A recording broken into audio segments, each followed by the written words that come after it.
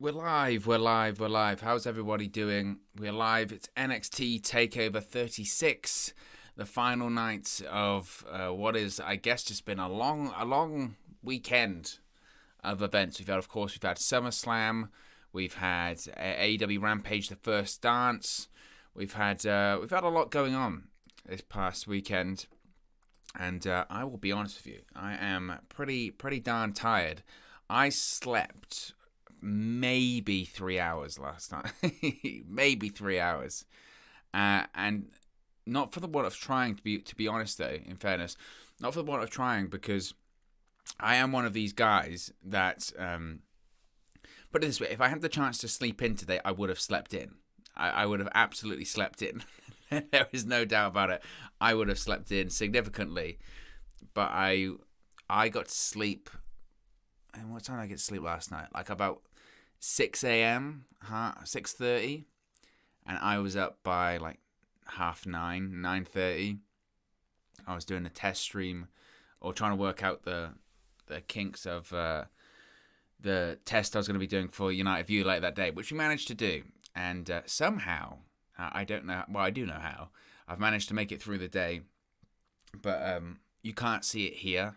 But like from where obviously I'm sat in front of a green screen and all that kind of fun stuff, and just surrounding this green screen is just like notes that I make while I'm recording, cans of Monster Energy drink. It's just an absolute chaos. It's absolute chaos here. So it's just so what we will watch TakeOver tonight. We will do a post show.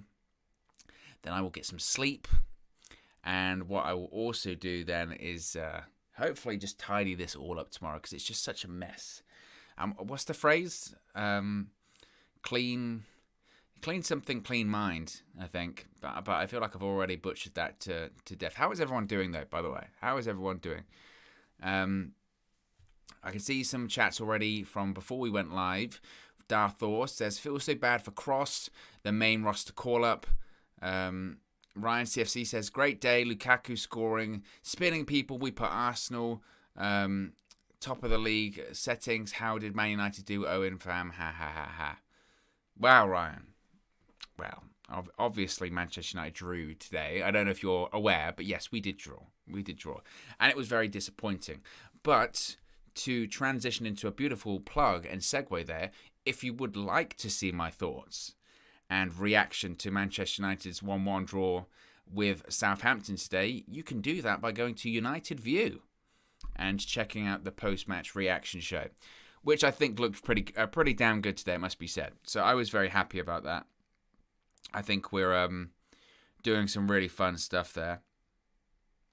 I tell you what as well, whilst we're waiting for TakeOver to go on the air, it's about half an hour or so, about half hour, 25 minutes until NXT TakeOver goes on the air. And some really great matches tonight. Really excited about this show.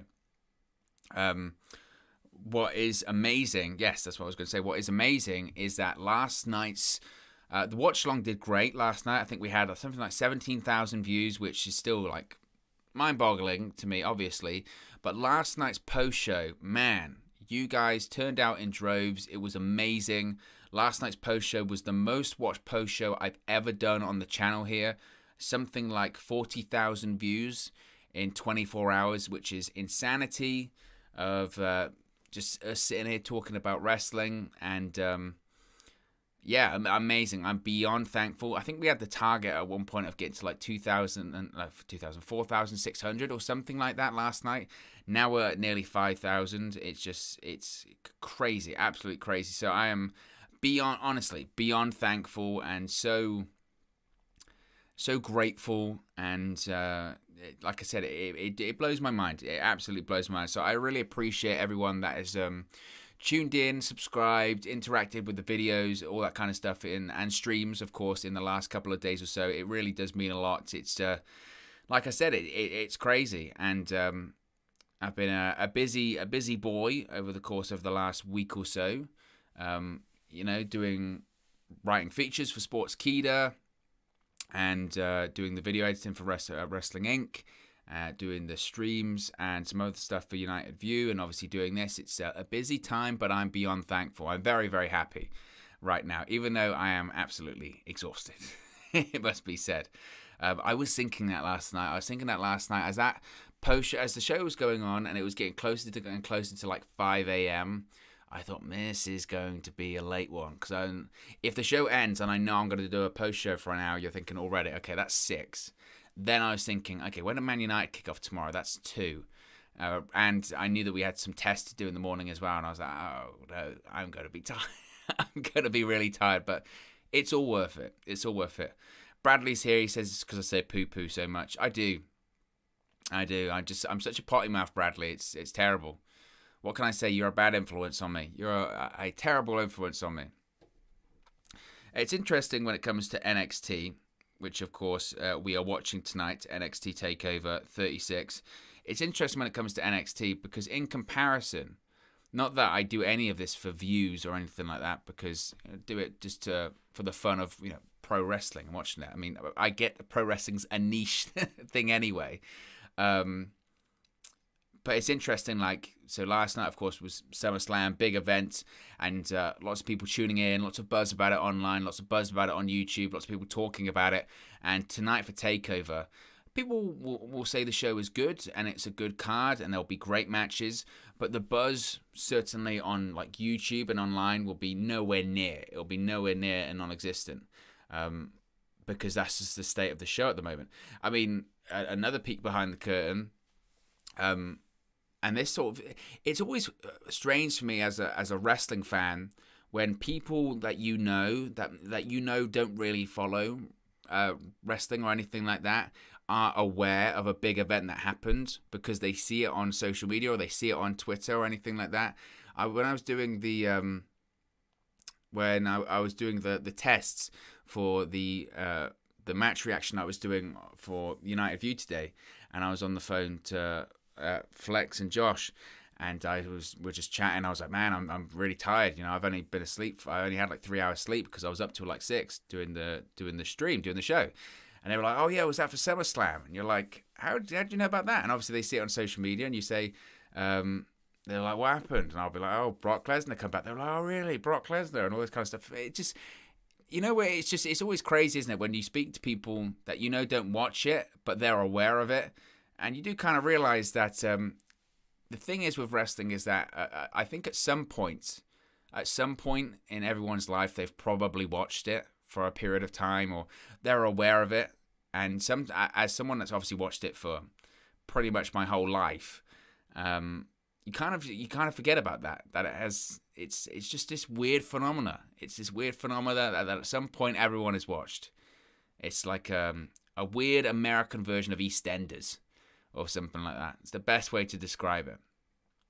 So hopefully this show tonight it's not going to be as long as SummerSlam last night. It's going to be like a 4-hour show or anything like that.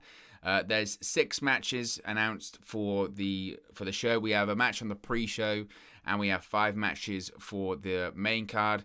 So the pre-show, we have Trey Baxter, Ridge Holland. Ridge Holland will win that one. Trey Baxter, I'm a big fan of. I was a big fan of him from when he was, what was his name in Impact Wrestling?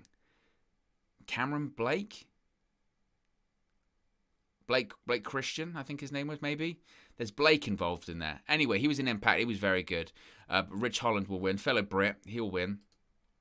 This arguably will be the match of the night.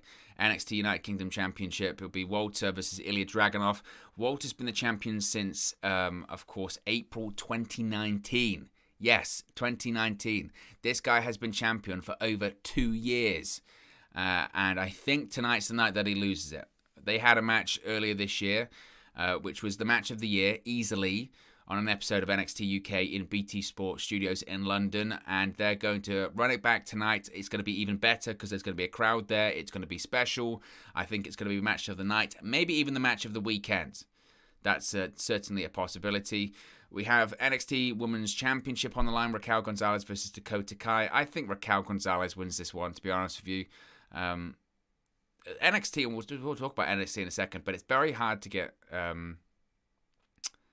emotionally invested to, knowing the changes that are coming. We'll talk about Nick Khan's interview that he did today of BT Sport. That was certainly an eye-opener.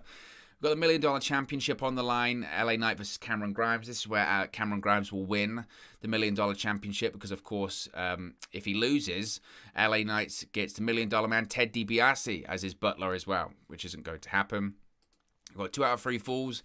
Adam Cole versus Kyle O'Reilly. This match is probably going to last like 45 minutes, which I'm not a fan of. Their match at NXT TakeOver Stand and Deliver earlier this year was super long.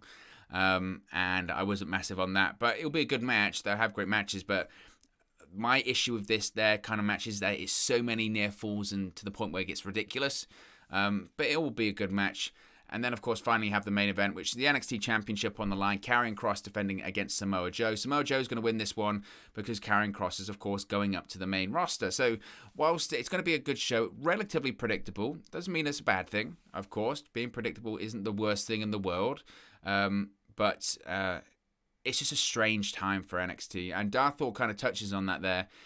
Where he says, I feel like this might be the end of NXT. Let's go out with a bang. Tapings will ruin NXT.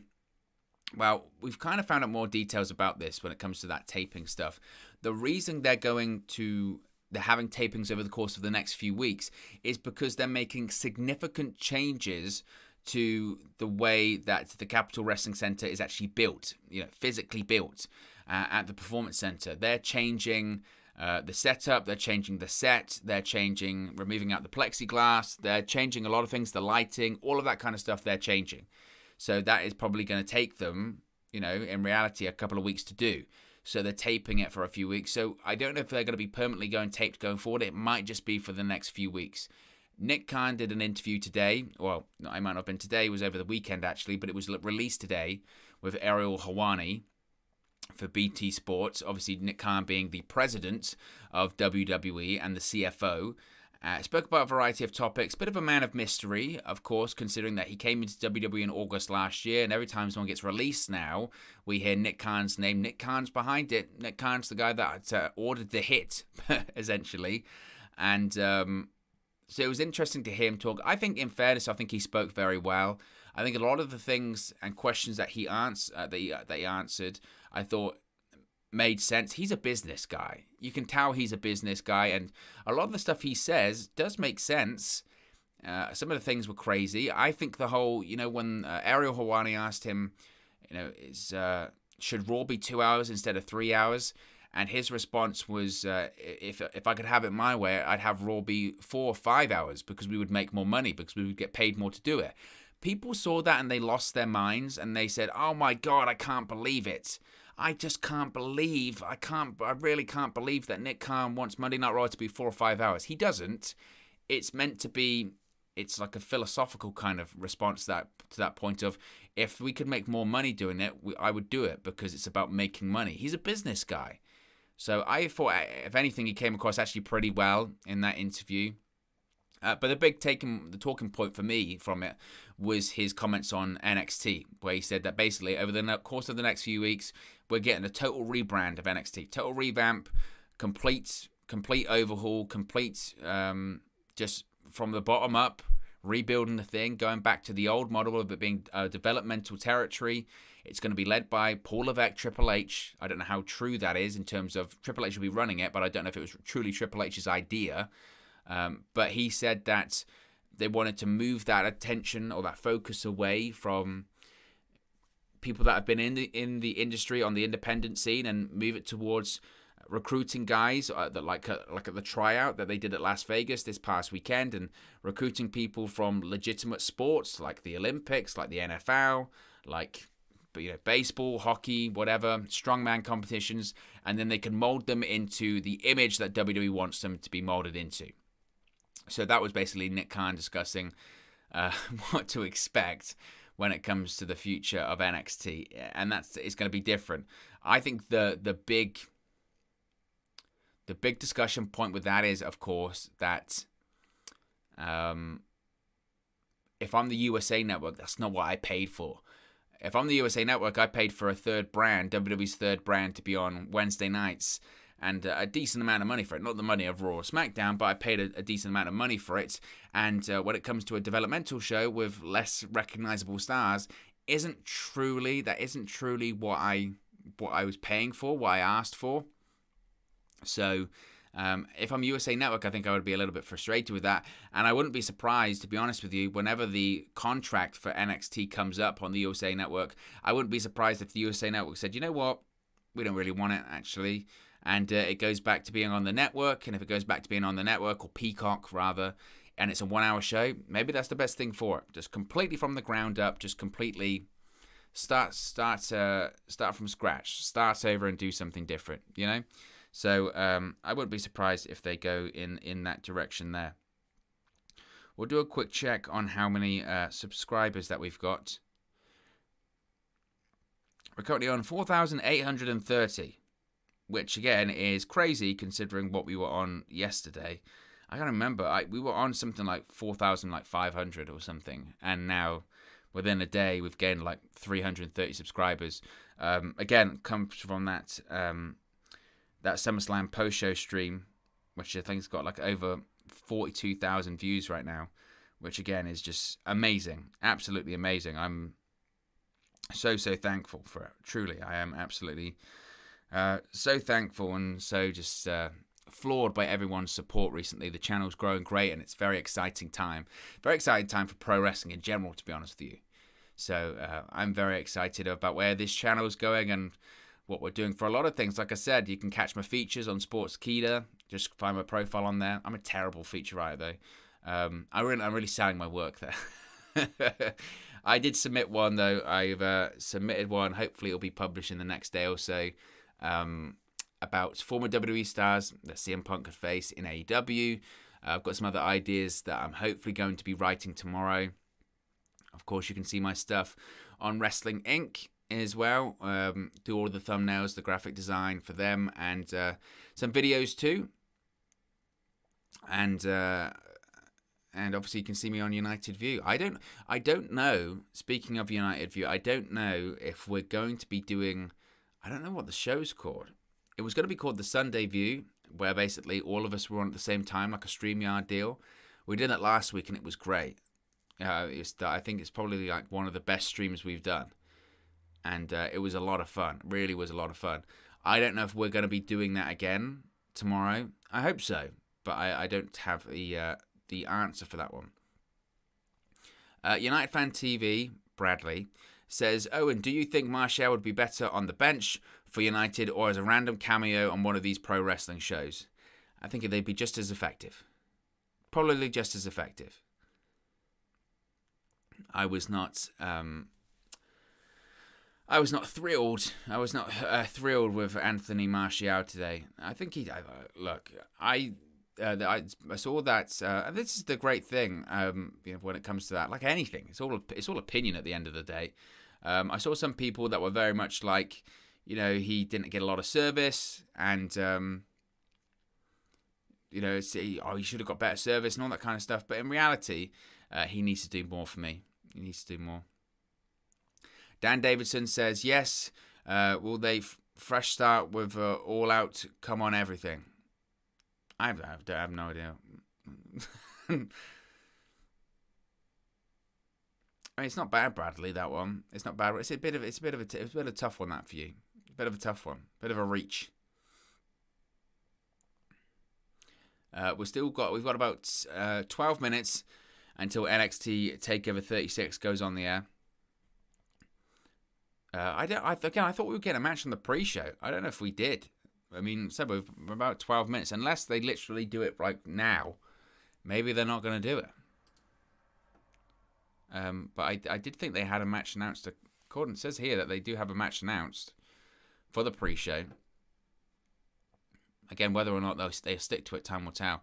Again, the good thing about these takeover shows is that it's 5 matches, which means that you're probably looking at, if it starts at 1, 5 matches, maybe a couple of hours, maybe probably a little bit longer, 2.5, something like that. Which for me is ideal. You basically get a super long opener, then you get a shorter match. But I don't know which one would be. They all look like these would be long matches, to be honest with you. I mean, the Kyle O'Reilly Adam Cole match for me is going to last just forever. It's going to be super, super long. That's what she said, obviously. I don't even know. It's what I mean. I've got about 1 million empty cans of Monster here as well. These streams might as well be sponsored by them. And it's probably just, I mean, wrecking havoc with my insides. But we are going to have a match. We're going to get to this match on the pre-show. The crowd goes mild for Trey Baxter. Like I said, I am a fan of him, though. I was a big fan of his work and Impact.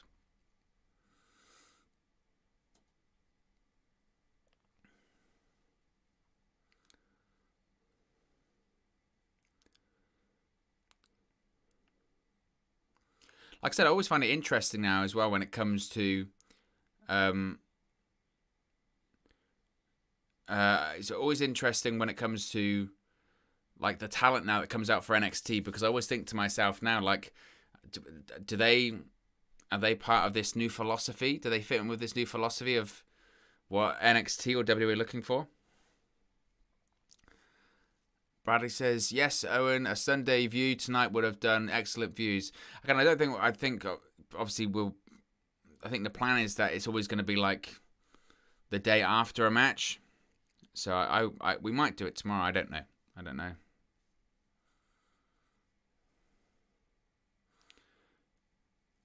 Here comes Ridge Holland.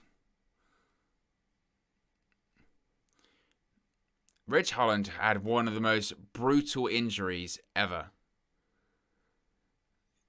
And what did he have? Dislocated knee, shattered tibia. His bone was poking out of his leg or something horrible. It was disgusting.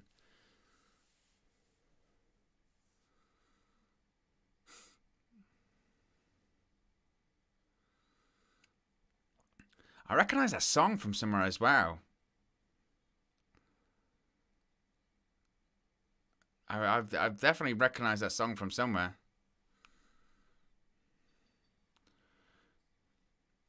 Baxter with a drop kick to Ridge Holland, starting this one off hot, as they say.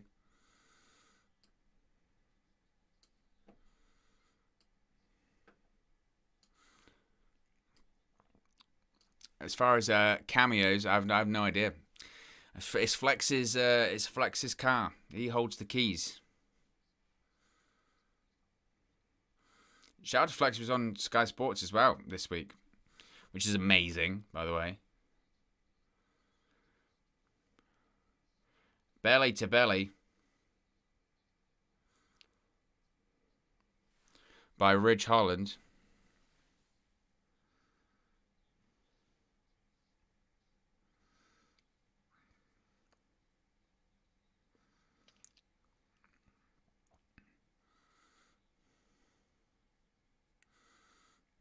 I don't think this one's going to last very long, as they would say.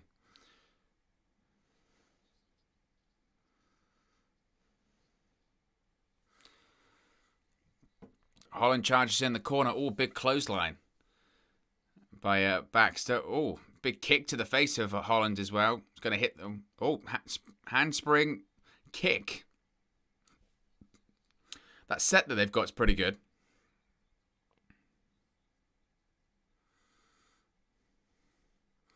Headbutt by Ridge Holland to Trey Baxter. That was brutal. Actually, that's the point. I'll probably say on the WWE Network how long this is going to last. Not that I'm trying to wish time away, and of course. Ridge Holland just absolutely just planting him. It's going to be over. That was quick.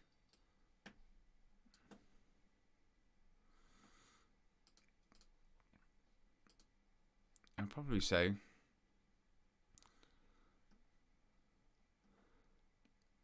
Oh, they're saying it's going to be 3 hours. Oh.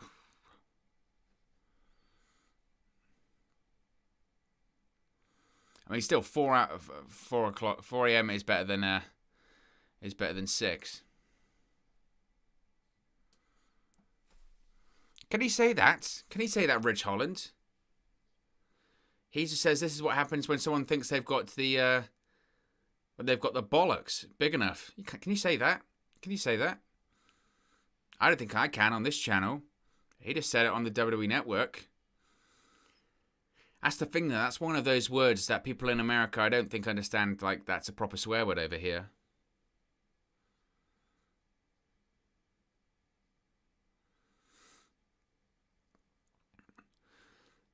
I'm not a fan of him sort of carrying around that sort of weird stick.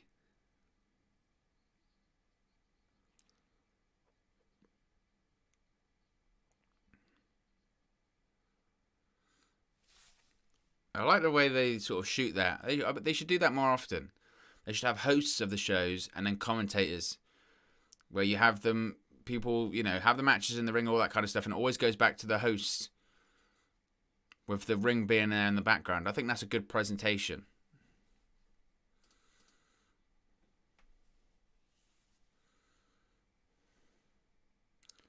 Really? Darfur? There's no way. Bollocks does not mean butt in the United States. That can't be true. It definitely is an English slang for balls, or a swear word for balls.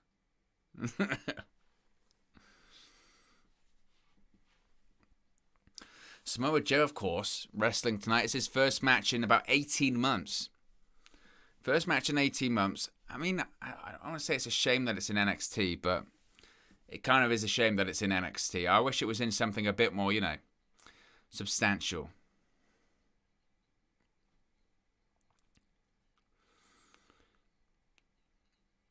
Sam Roberts is kind of creepy bold as well. I mean, this was a guy that sort of is famous being on radio, of course, in Sirius XM in the United States. He was on Opie and Anthony and Opie and Jim and all that kind of stuff. And now he's bald. And he had an afro for years. Now he's got no hair. Although, in fairness, he tried to keep his hair for like years and it just looked awful.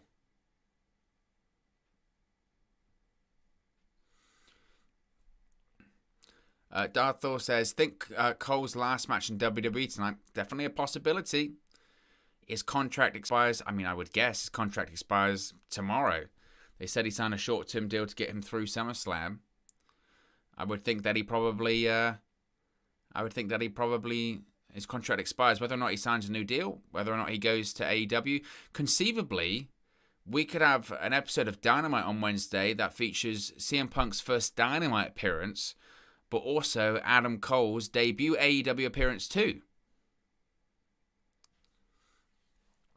David Burke says, this is my first NXT.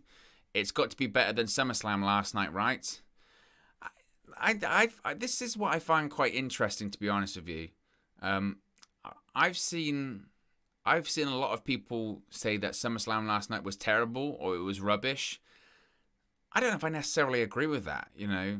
Was it a perfect show? Absolutely not. Was there bad on that show? Absolutely. Was there ugly on that show? Yes, at points.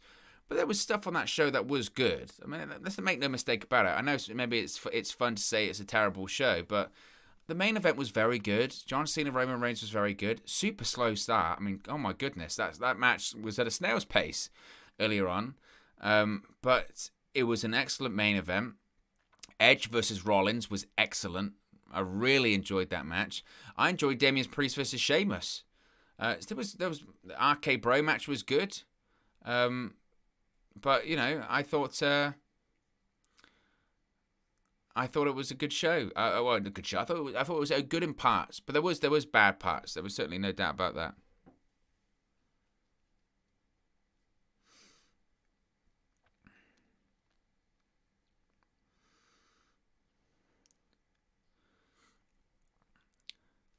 Bradley says, R.I.P. Sean Locke. I know. That was horrible. It was a horrible story. I'm a huge Sean Locke fan. Obviously, a big fan of his work on 8 out of 10 Cats. 8 out of 10 Cats does Countdown. I was going to say I think he was better on Cats Does Countdown, but he was very good on just Cats in general. Lockepedia, which is his stand-up special, is excellent. It really is absolutely excellent. I was a huge Sean Lock fan. He's irreverent, unique, different. I mean, it's easy to say in retrospect, but I remember, this would probably be a couple of years ago at this point, they did some shows, some Catz's Countdown shows. This was maybe 2018, 2019, something like that. And he sounded and didn't look well. So it must be said, when the news broke about it on, when was that, Friday? It was still a shock, but it was like, oh, I guess he was sick, you know. But very sad. I was a big fan of Sean Lock. Real funny. Real funny. David Buck says, sure had spots, but overall, yeah, look, I think I totally get the criticism. Honestly, I do, of SummerSlam last night. Like, the booking of the Bianca Belair Becky Lynch thing was weird. The false advertisement of Sasha Banks was poor. But was it a bad show? I don't know if it was a bad show. It was just, it's WWE. Their booking and creative is just bizarre. Adam Walker says, oh, and SummerSlam was good by WWE main roster standards. NXT, AEW, Japan, and Impact standards are high. No, I don't know. I thought it was... I guess probably when it comes to WWE, I learned to compartmentalize it a long time ago. You just have to take it for what it is. You have to just take it for what it is. This is what I find funny. I did a tweet about it today, that we know what WWE is like. We know the creative is silly and stupid. We know that the booking decisions are bizarre. And yet we get outraged anyway. You go into the match like the Goldberg match. You go into this match going, this match is going to suck. And then when it sucks, we're like, I can't believe it sucked. It's like, well, we knew it was going to suck. You know?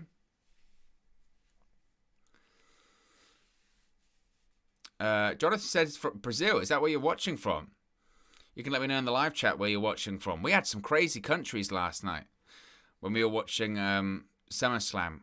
We had people watching from like Canada, obviously the United States, I think in Thailand as well. I mean, all over the place, which is super wild. I mean, it's like that when we do stuff on United View as well. I mean, talk about a global outreach. Again, you get people from New Zealand. You get people from all over the place. It's amazing.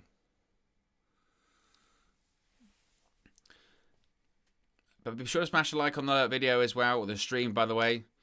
And if you are new to the channel, be sure to subscribe, bottom right-hand corner.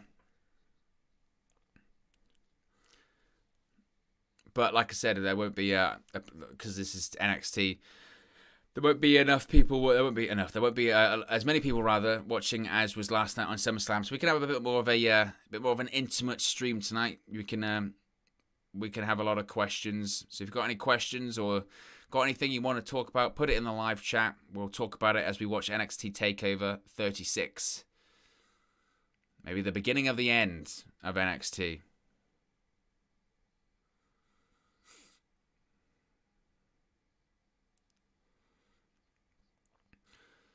It's exciting to see Samoa Joe back in the ring now. I think that's the what everyone wants to see, isn't it? Everyone's probably watching just to see Samoa Joe tonight. And they wouldn't be wrong to. They wouldn't be wrong to.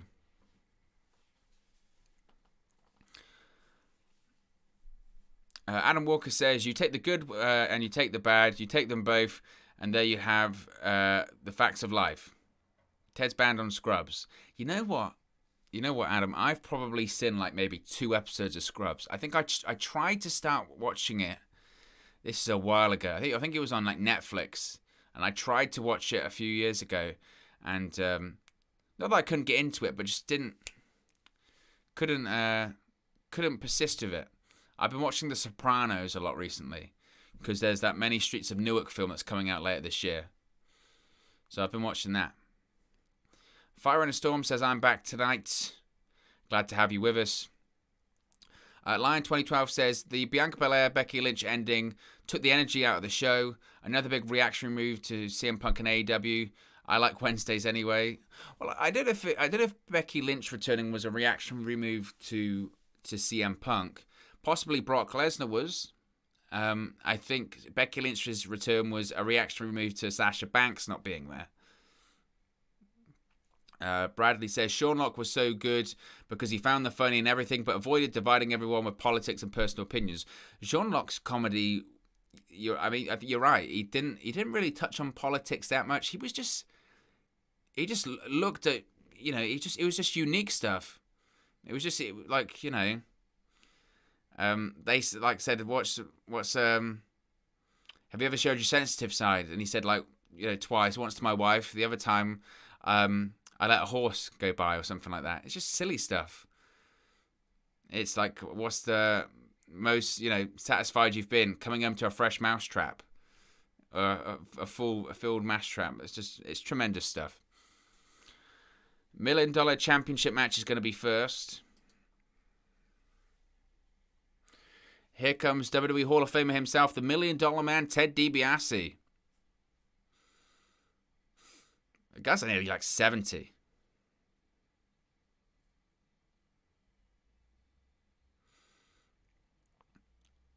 A stagehand has got a trash can out.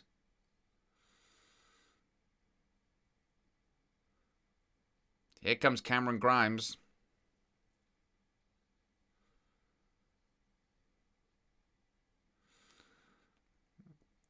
Here comes Cameron Grimes. Of course, he's coming out in his butler gear, which he's going to throw into the bin. David Burke says, what happens to Joe after the NXT change? Main roster, can he go back? Who knows? I don't know. Fire and Storm's watching from Canada. That's pretty awesome. Line says, especially after the new changes, NXT feels like a goodbye episode, like Adam Cole contract running out.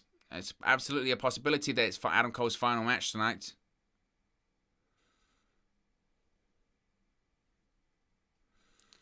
Darth Thor saying Adam Walker's a legend. Scrubs is the all-time favorite show. Again, I think I've watched 2 episodes. Although I'm old enough to remember when it first started to come out. I was a kid at the time, in fairness, but...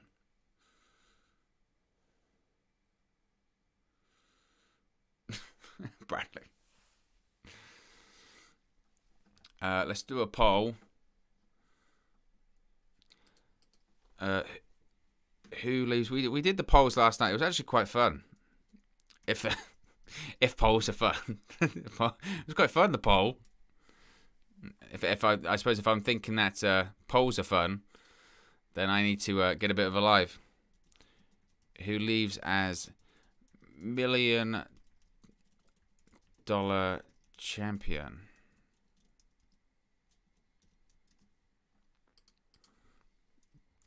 LA Knight or Cameron Grimes?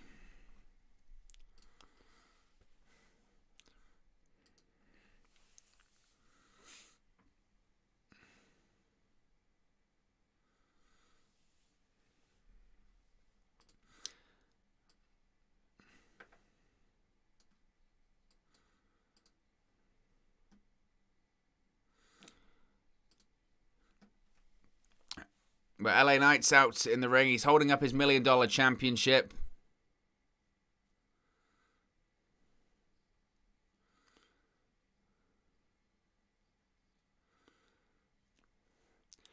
Adam Walker said, Bill Bailey says he was backpacking with Sean Lock in South America. He found out that Sean learned 2 Spanish phrases. That's very well, but do you have a cheaper one? And please shoot the hairy one. Yeah, Sean Lock was excellent. He really was tremendous. And the carrot in a box thing. The carrot in a box thing is arguably the greatest bluff ever performed on British television. The carrot in a box. Tremendous. Absolutely tremendous.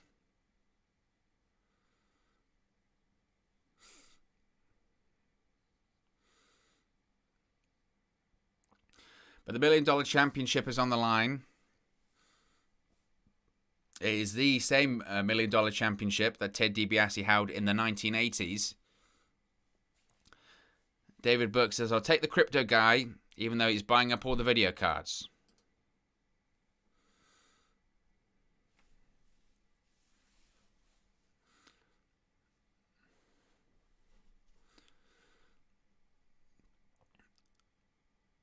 Bell rings, even, and LA Knight's talking trash to the crowd. Big money matchup, eh? Big money matchup. That's a pun. By Vic Joseph. Vic Joseph, who I used to be a fan of, but I will be honest with you, Vic Joseph is kind of grating on me in recent like months. He just sort of goes, whoa, whoa.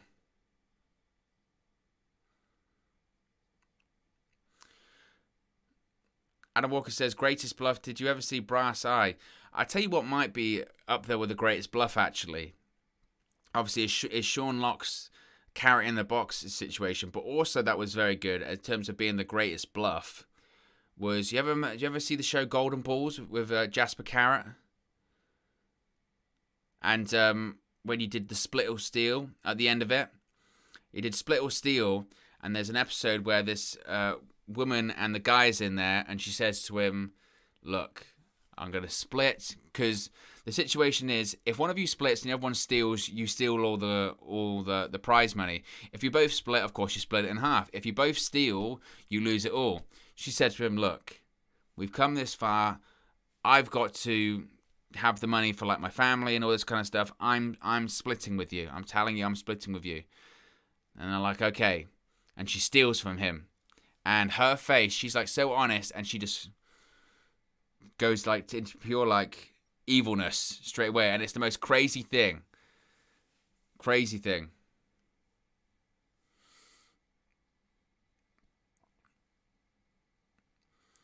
Well, Cameron Grimes throws LA Knight into the plexiglass wall there at the Capitol Wrestling Center.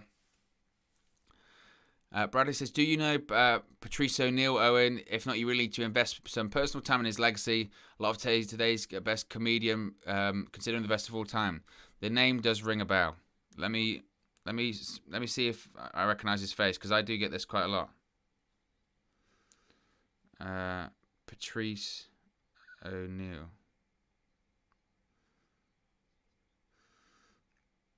Oh yeah, I do know him.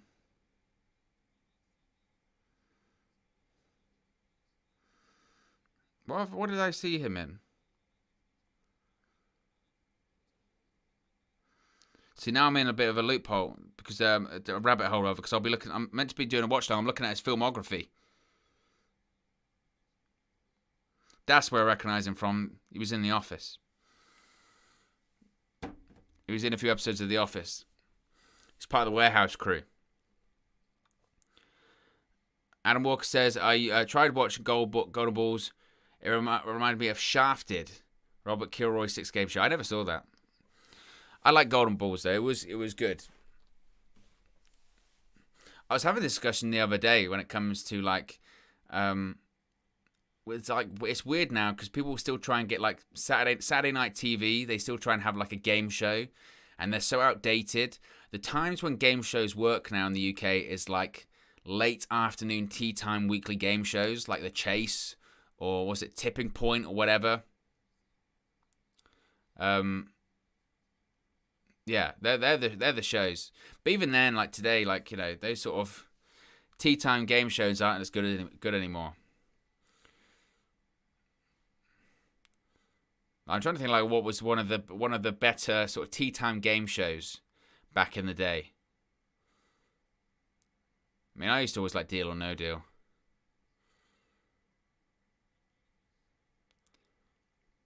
Even though I'm not the biggest Noel Edmonds fan, but it was a good show. LA Knight just pummeling Cameron Grimes here.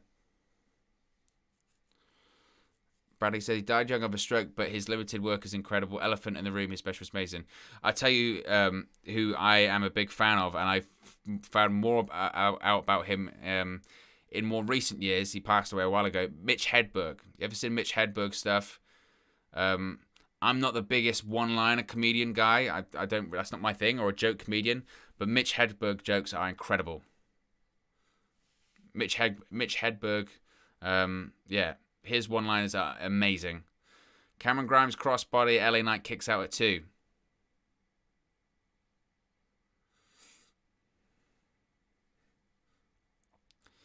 Oh, LA Knight goes for a net breaker. Cameron Grimes holds on.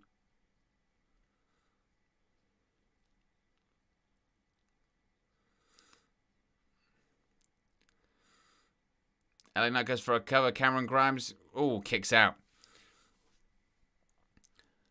David Burke says tea time. Yes. Tea time. It's a British phrase for, like, dinner time, I guess. Adam Walker says, Shafted honestly had more of a legacy than Have I Got News for You. I said, wow. Have I Got News for You still going on now, isn't it? Bradley says, anyway, what about that pro wrestling stuff? Interesting. I think it's because, like I said, this is the thing with NXT. Is they're good shows, but just they sometimes don't hold my attention as much. Like I said, we're gonna have a bit of fun on this watch along tonight. It's all about the live comments. I'll be interacting with all of you lot tonight about anything. Let's keep it interesting. Mitch is crazy. Mitch Hedberg. It is a shame. He is one of those guys that if Mitch Hedberg was around today, people would. I mean, he still to me is one of the best joke writers ever. And if he was around today, people would know his work way, way, way more. But if you hear the stories about him, and he had a lot of issues. And they're like stories of him going through the airport and the dogs sniffing him, not because he had substances on him, but because he had gangrene. He was crazy. Like, one of my favorite Mitch Hedberg jokes is someone asked me if I wanted a frozen banana, and I said no, but later I might want a regular banana, so yes.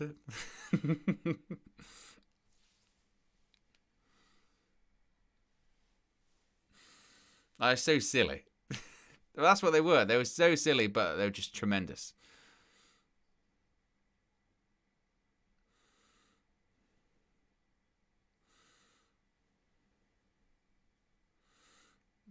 Who was that had the joke? I spilled spot remover on my dog. Bow, he's gone. I don't know.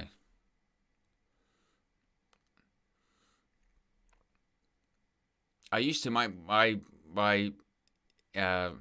knowledge on stand-ups used to be very, very good. It's not as good anymore in terms of modern ones. But around 2010, 2011, I just almost exclusively what I would watch would be stand-up specials and stand-up comics, especially British ones. And then for a while I got really into watching American stand-ups, Bill Hicks and stuff like that, and George Carlin.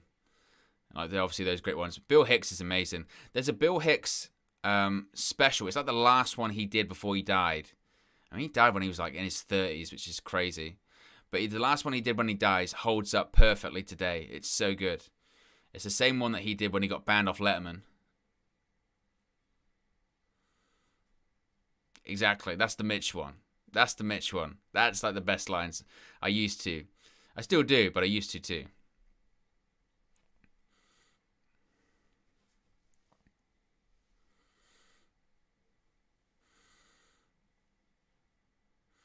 Adam Walker says NXT War Games 2021 Team Triple H versus Team Nick Khan.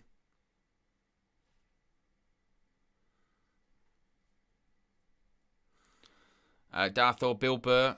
I'm a Bill Burr fan. I'm a bigger fan of Bill Burr on talk shows than I am on him on his stand-up stuff, which I know sounds crazy, but he's very good at just being very blunt and pointing out the hypocrisy in things.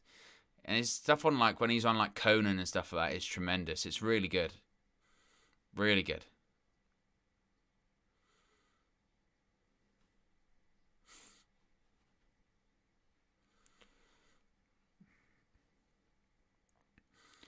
I mean, the last stand-up show that I watched was I mean, it's a while ago. It's like before the pandemic, obviously, but it's like 2019.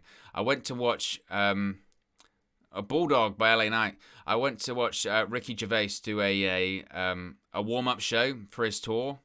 What's it called? Supernature, something like that.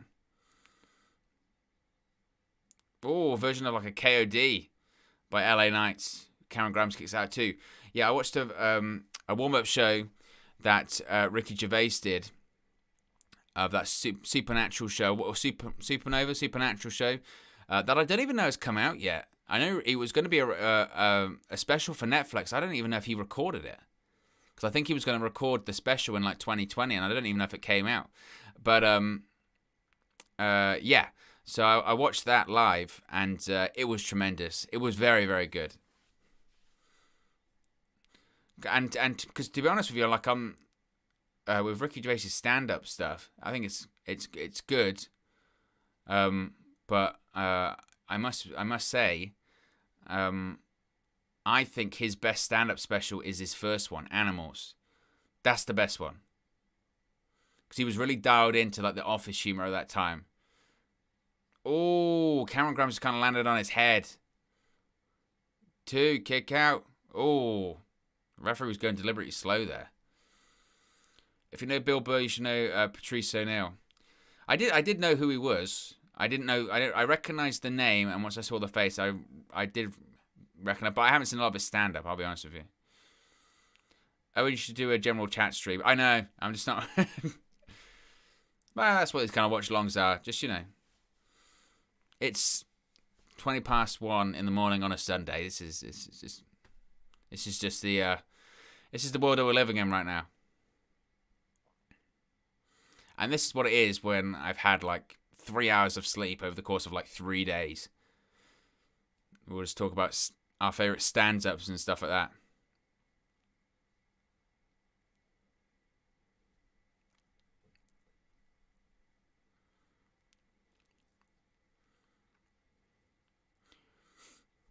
And I know it's cliche.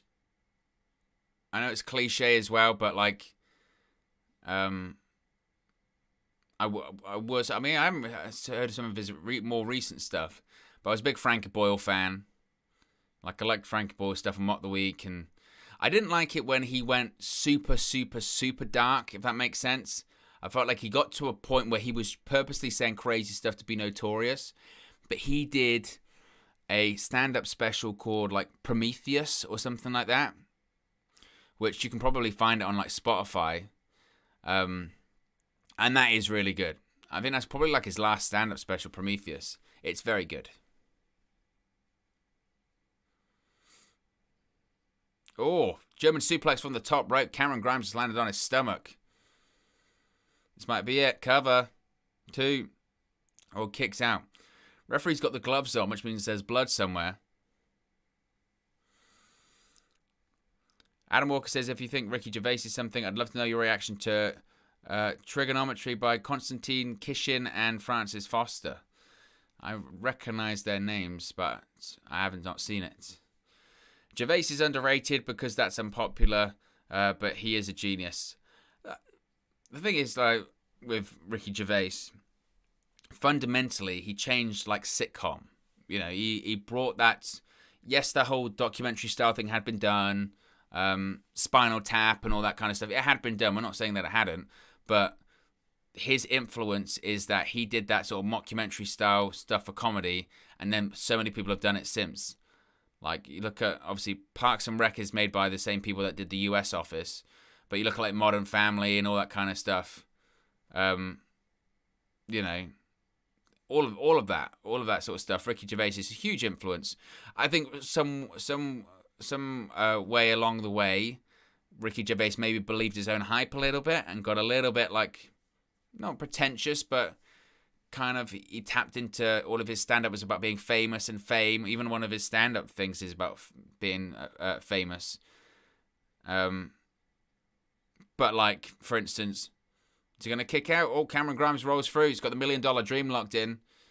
But yeah, if you listen to the Ricky Gervais, Steve Merchant, Carl Pilkington, not the podcast, the XFM shows, they are genius. They're absolute genius.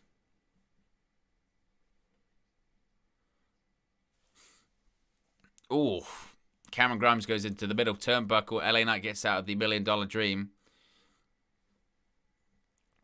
Adam Walker says Frankie Boyle lost his edge. I don't know if he lost his edge. It was just a case of like, if you watch him in early days, like the first few series of Mark the Week, he's not that outrageous at all. He's just like a comic. And he gradually gets more and more, notorious and saying crazy stuff. And walking that line, I thought he was excellent, very funny. And then he sort of got maybe a bit too far and just said stuff for the sake of being outrageous. And then it became sort of not funny. And then he kind of got, I don't like to talk about like cancel culture and all that kind of stuff, but he kind of couldn't get booked anywhere. He couldn't, the BBC wouldn't have him, and it was just crazy stuff. And, but he's sort of changed now. Oh, Ted DiBiase just hit him with a right hand. Ted DiBiase's just clocked LA Knight.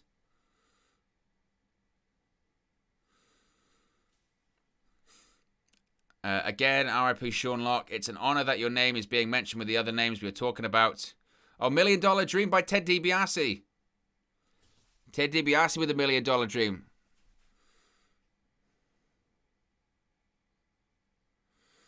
Referee missed it all.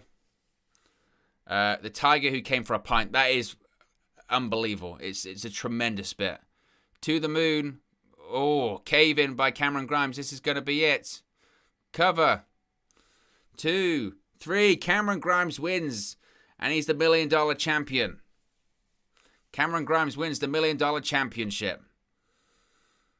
That was a fun match, I think. I wasn't really watching. Yeah, the Tiger that came for a pint is awesome. And the taxi driver, and they never saw him again. Awesome. Someone got Frankie Boyle. His whole ethos changed overnight. It was his material definitely has evolved a lot.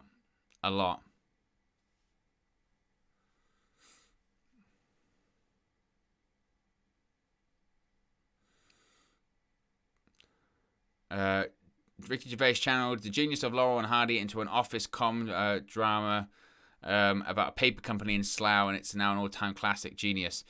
I mean, it holds up as well. It's just as funny today as it was back in 2001, whenever it came out. 2001, I think, when it first came out. It's just as good. It really is. Although it must be said that the Life on the Road movie he did with David Brent, I wasn't massive on. I feel like he can't do that character anymore. He isn't David Brent anymore. It was just, he was perfect at that period of time to do that part. Like, Afterlife's good on Netflix. I tell you what, the last season of Afterlife, like, sometimes with Gervais, like, some of the stuff he does, like his shows, like, they can be sometimes a bit too, like, I don't want to say arty, but a bit like, oh, I'm going to try and be really emotional, I'm going to try and be really sad as well, all that kind of stuff. But the character that I just loved in Afterlife is the therapist character, who's also like a famous comedian guy in the UK. What's his name? It's like Dennis Pennis, I think his name was.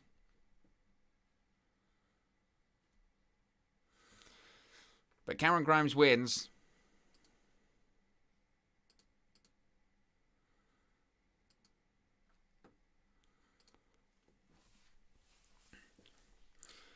We're seeing these NFTs for John Cena. I'm still not completely, to be honest with you, I'm still not completely sure what NFTs actually are. They're like unique one-off things, aren't they? Isn't that the point?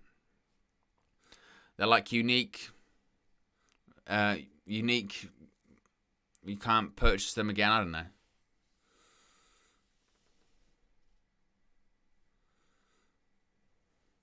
The XFM shows are timeless, and Afterlife is the perfect mix of drama and comedy. The XFM shows are timeless, but like, I put it this way, I listen to them sometimes to go to sleep at night, right? That's how often I've listened to them, and there are certain times where you listen to him now and you'd be like, you would never get away with saying that today. Never get away with saying that today at all. Because some of the stuff they say, to be honest with you, I'm surprised they got away with saying some of that stuff on radio at the time. It must just be a case that nobody was watching, or listening rather. Because if people were actually listening to that, I mean, they're openly swearing on radio, which is crazy.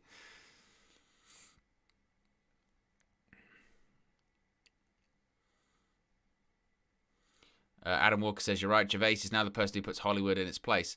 I mean, again, Gervais for me is sometimes it's a case of, I think his Golden Globes work was good. Like when he introduces Mel Gibson, that's classic. That is classic. When he says, I love a drink as much as the next man, unless the next man is Mel Gibson. That's such a good line. That's such a good line.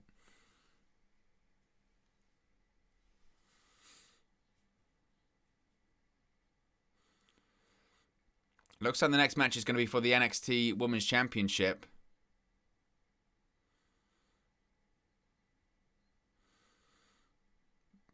I think Raquel González wins this one, retains her championship.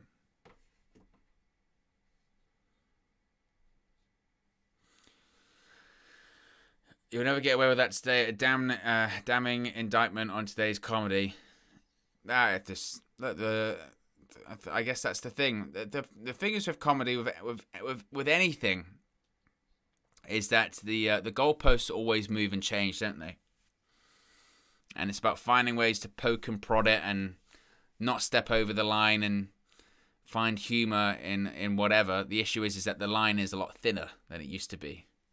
And if you step over the line, that's it, you're done. You're never coming back. Which is difficult. I mean, I don't envy.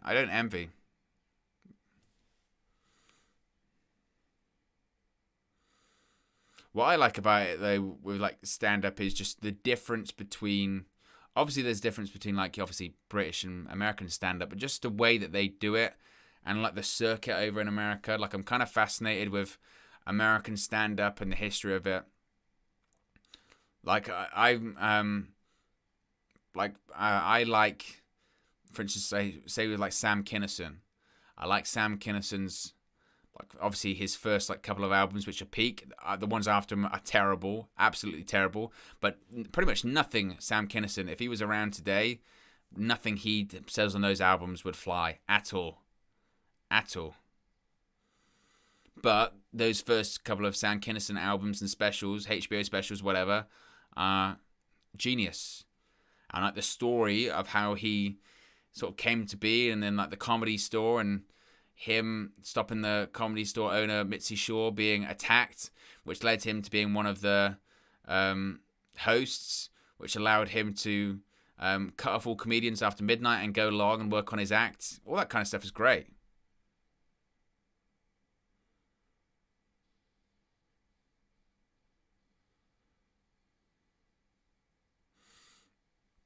Here comes Raquel González.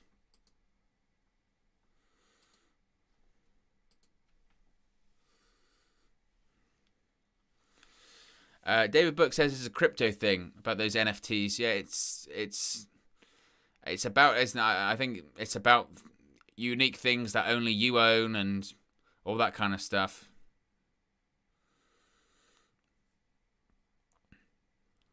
A non-fungible token. Basically, a registered digital product that tracks, makes sure it's unique, and can't be transferred. This feels like a way to just a new way to make money, right?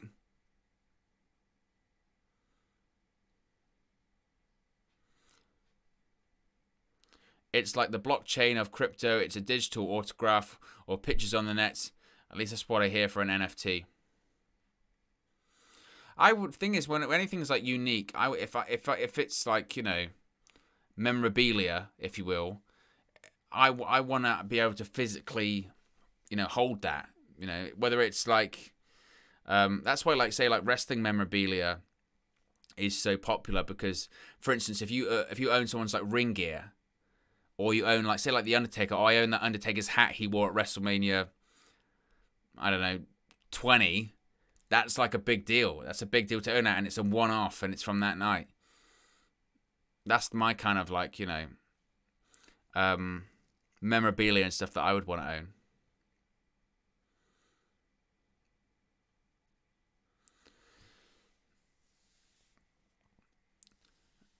Bradley says, in my opinion, as a person from a conflicted country, if you aren't included in jokes banter, that's when you should be offended. I just think with anything like that, you know, the issue is with offense is that everyone's definitions of what offends them is different, right? Certain things that I find offensive, you might not find offensive, but that doesn't give people the right to just say anything, you know. Certainly, there's ways of being funny without. There's certain lines you shouldn't cross, but there's also certain subjects that I think you can laugh at.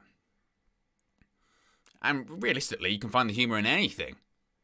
You know, humor's a strange deal. Adam Walker says, "Yep, it's a way to make money." Yeah, exactly. So Raquel González putting the shoulders into the guts of Dakota Kai.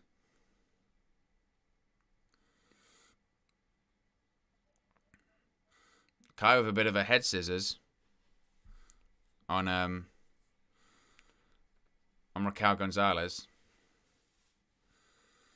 I'll tell you what happened to me the other day. I was recording a video, so I was just looking down. I was recording a video here for the channel, and I saw on one of the lights up here in like the lampshade or the whatever you call it, I saw a spider was crawling, and I hate spiders. I can't stand them.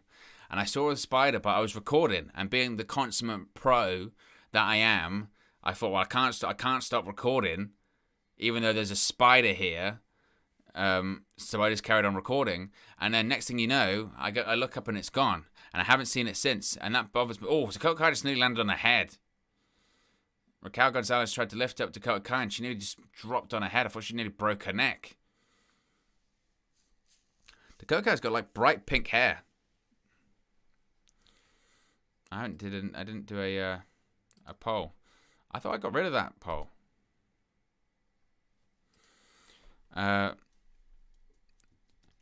Who leaves as...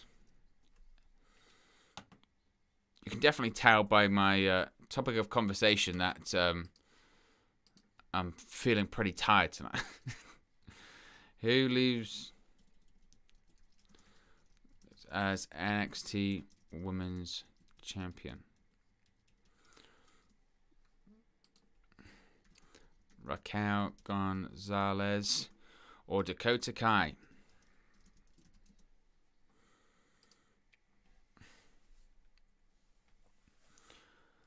Adam Walker says, to explain the difference between US and UK comedy, US is born out of jazz and prohibition, basically mock what most people believe. UK born out of jesters in King's Court to mock those in power.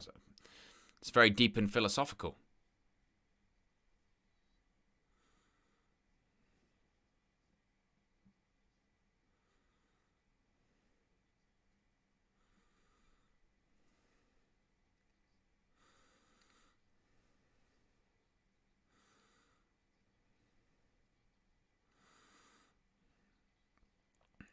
For me, comedy, when it comes to, you know, stand-up or scripted comedy or whatever, it's just a case of, I mean, if it's yourself doing it, making people laugh is such an amazing feeling.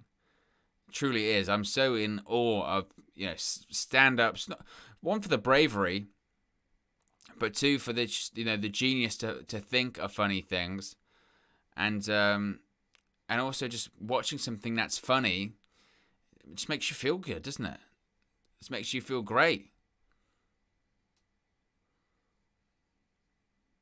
I think people sometimes don't have the appreciation of not only what it takes to be funny, but also what it takes to, you know, write good comedy, write good stand-up. Or Raquel González kicks out at 2. What is also very impressive, and what I'm more fascinated in as well, is I'm not a big like sketch comedy guy. It must be said. I'm not a big like that or improv or anything like that. But there is something to be said about people that are really really good at it. But like people like people like Robin Williams, who is just like the most amazing improviser ever, but a funny improviser. People like Chris Farley. Chris Farley's a great improviser, or was a great improviser. If you see Chris Farley from the stuff he was doing at Second City in Chicago in like the early 90s, it's unbelievable. I mean, it's amazing, and it's like total commitment, falling over on stage. Guy was like nearly 300 pounds, and he'd fall down without putting his hands out. That's unbelievable. A big Chris Farley fan. I read his autobiography and everything. As you can see, a knee to the face.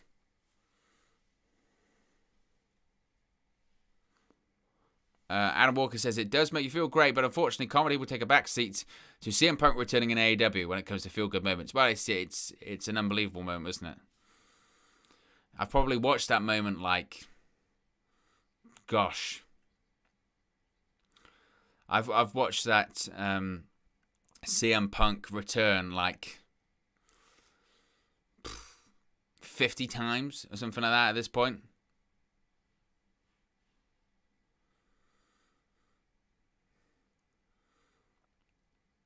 Raquel González, just throws Dakota Kai right up in the air, splashes on the floor.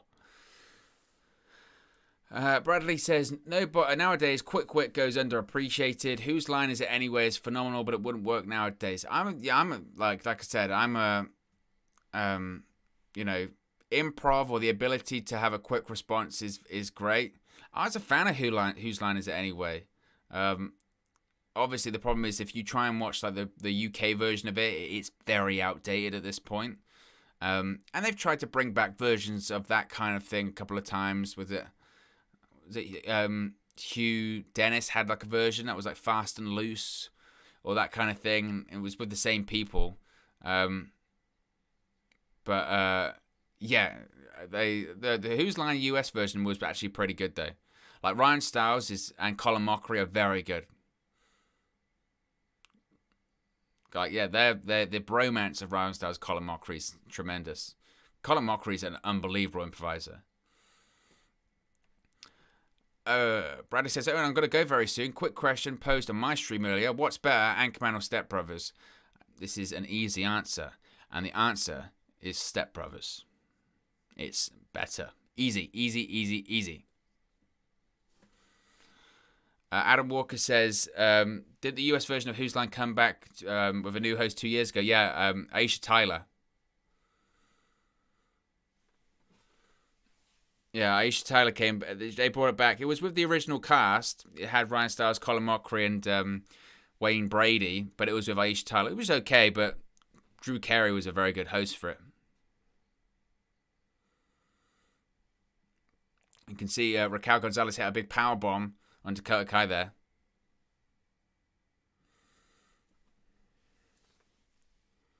Where did I put that?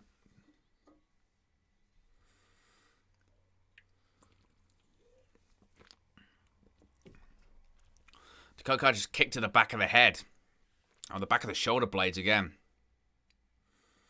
Dakota Kai's got super, super pink hair. That's the second time I've mentioned that.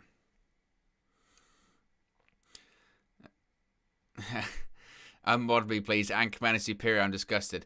Anchorman, the reason that I say Step Brothers is because I have such an affinity for it. Because I just think, oh my god, Raquel González has just thrown Dakota Kai out of the ring. That was nasty. Anchorman, obviously, is very funny. I think it's more quotable. Look, we're talking to two very good comedies here. Obviously, Will Ferrell's a great comedic actor, but I tell you who's the real sort of genius behind that is Adam Kay. Adam Kay is an unbelievable writer. He's head writer of SNL, obviously director of all of these amazing comedies, but also a great director in general. He did The Big Short and all this kind of stuff. Adam Walker says, I can believe you're drinking Monster Ultra. Yes. I am, because this is what 3 days of streaming of like no sleep does to you. It's zero sugar though. Oh, she missed that kick to guy. Raquel González, like, oh, kick me again, but she missed. Chiropractor by Dakota Kai covers. And Raquel González kicks out.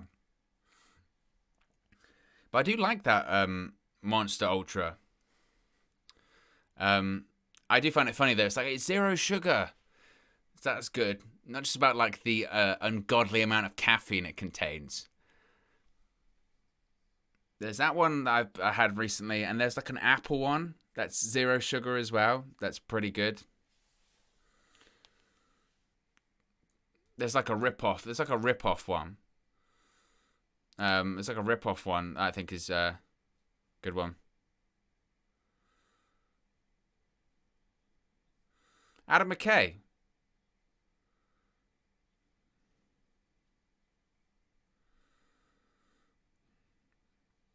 That's his name. It's Adam McKay, isn't it?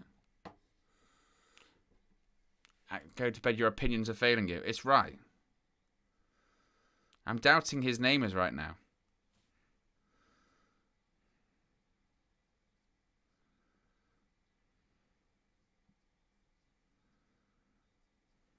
Yes, that's the right name.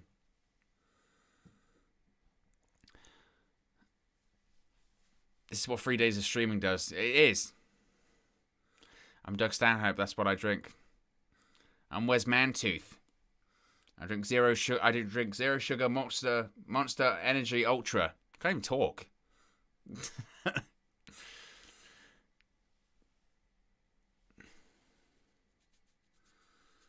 Well, exactly, Brad. That's what's really in those cans. The early Red Bulls that legitimately did contain that as well. It's like that episode of Family Guy. You seen that episode of Family Guy where he tries Red Bull for the first time?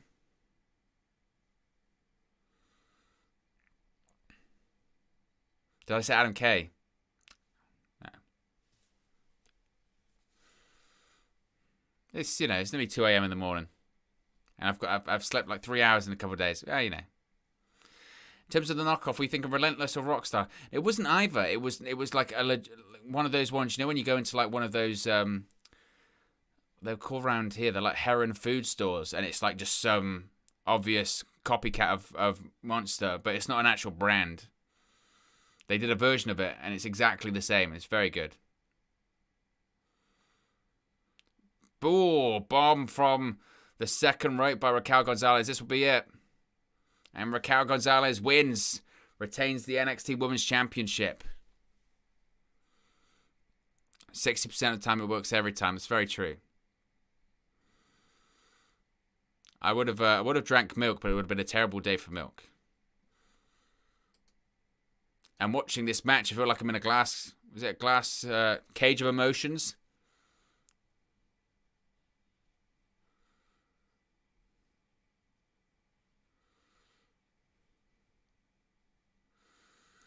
Adam Walker says, I remember that Family Guy. Chris sets his crotch on fire after Red Bull. Exactly.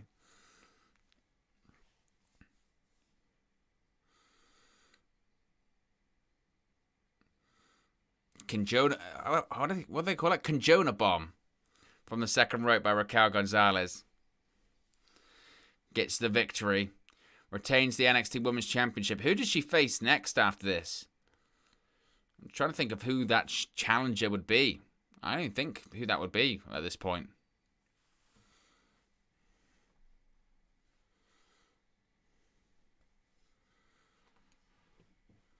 Yeah, that's what it is. It's like a knockoff version of Lidl.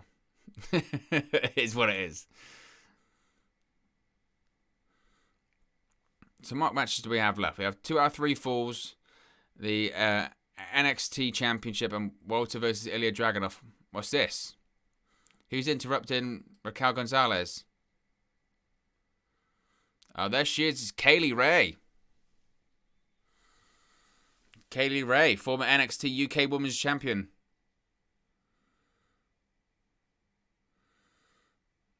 There was a rumor that she was moving to the United States, and now she is. She's there. Kaylee Ray Scottish.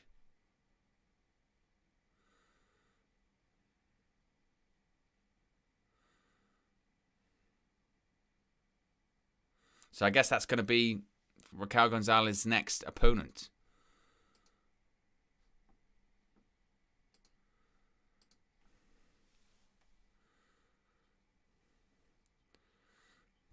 This advert with these WWE stars at Applebee's is awful.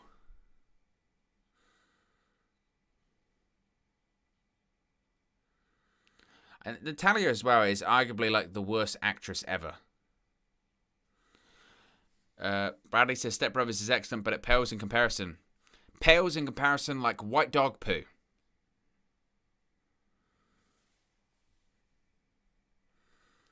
WWE doing one of those touring adverts as well. It's got Becky Lynch back in it now. She returned last night.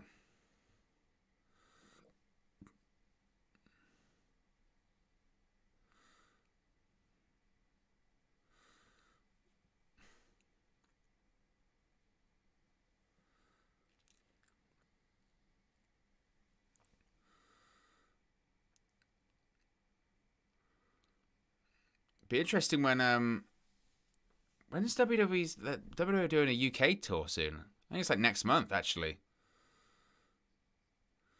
We can see Karrion Kross backstage taping up his fists. Gonna be facing Samoa Joe. There a problem with being Scottish? Nothing at all. Big wrong with being Scottish. I was actually saying, big up to Kaylee Ray. I live quite close to Scotland. I'm about an hour or so away from Scotland. I'm not far at all.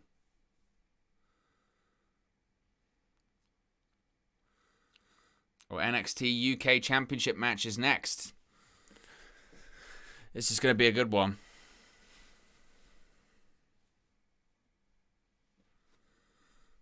Walter matches are great because he just beats the hell out of people. He just literally slaps people around.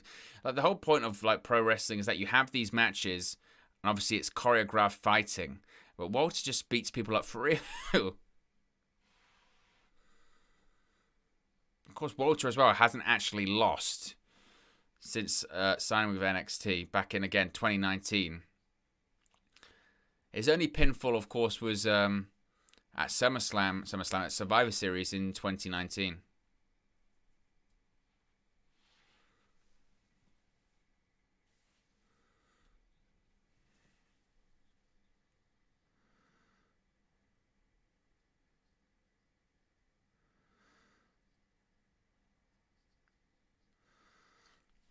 If you are new to the channel, be sure to subscribe. Bottom right hand corner, smash a like on the like button.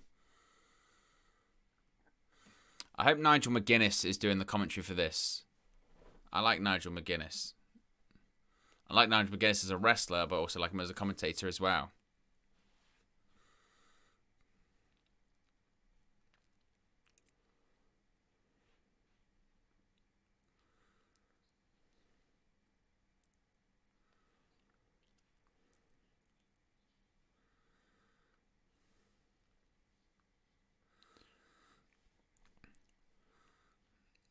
Who do we think is going to win this one then? Who do we think is going to leave as NXT UK champion? I think this is the one where Ilja Dragunov captures the championship. I think this is the one where Walter loses.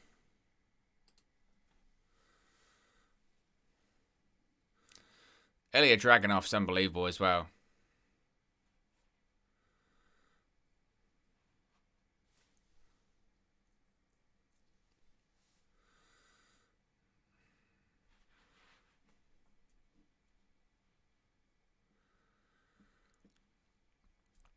Bradley says, "Oh, and I gotta go. I've just sent you a link to Instagram down to incredible Patrice O'Neil moments on Opie and Anthony's show to showcase his genius. I hope you find time to delve into his work. I might just have to do that. I appreciate you as always, Bradley." Here comes Ilja Dragunov and Walter for their NXT United Kingdom Championship match.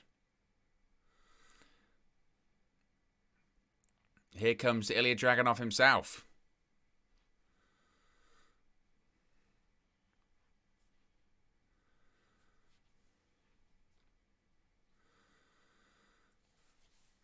Bradley's right. Smash a like and subscribe if you haven't done so.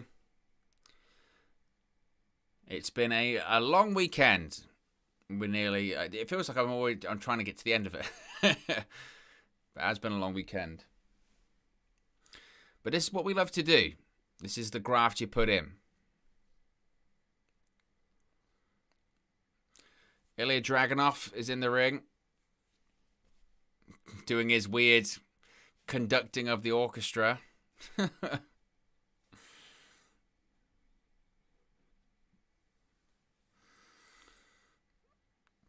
I wonder if Ilja Dragunov actually did get to the main roster, which I'm not sure he ever would, but if he did, like, what would Vince McMahon think, honestly?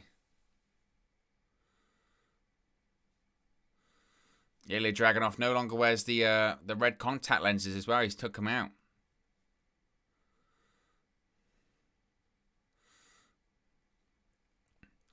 Adam Walker says, I'm honestly shocked NXT UK is even still paid for at the moment. Khan's been clear. They don't like our indies after WWE killed Defiance, Water Sports, IPW. Well, that's what they did. I think that's kind of the purpose of NXT UK, was to have... That was the groundwork. There is Volta.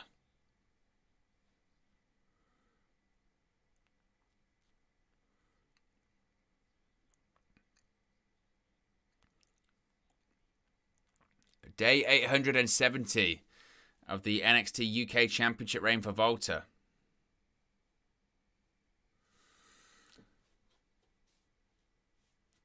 It's from iFaster Bradley account. I appreciate that, Bradley. I'll be sure to check it out.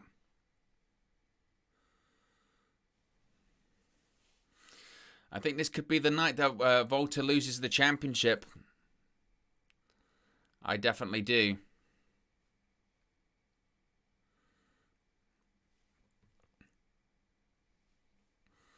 Volta's got to be up there for one of my favorite pro wrestlers out there right now.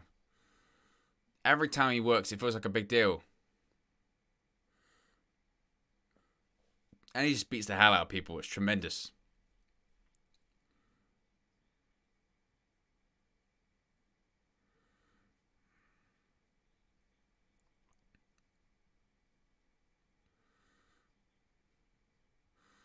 Tell you what I don't like, though, is the Velcro championships nowadays.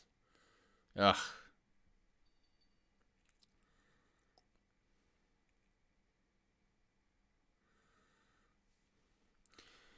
If Walter ever went to Raw or SmackDown, what's the worst thing that could happen to him?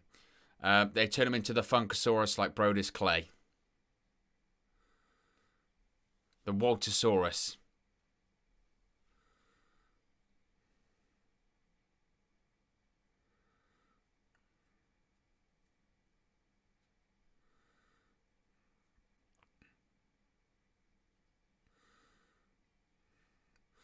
I hate the Velcro championships. It sucks.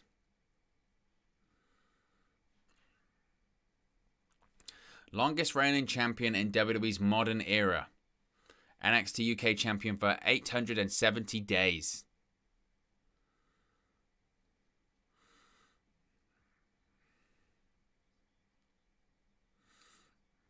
I mean, yeah, who's the last person who had a championship reign as long as Volta in WWE history?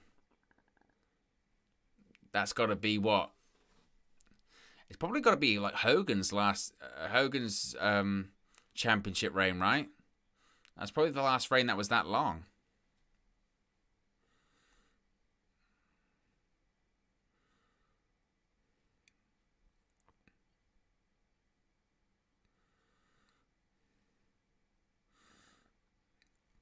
All right, the bell has rung and the match is underway.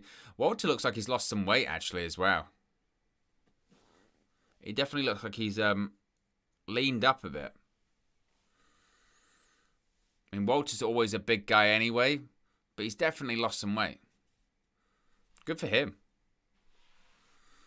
You notice that happened a lot with the pandemic, didn't it? It's like people went one of two ways. They either got into great shape or they put on loads of weight. I was the latter. I was the latter.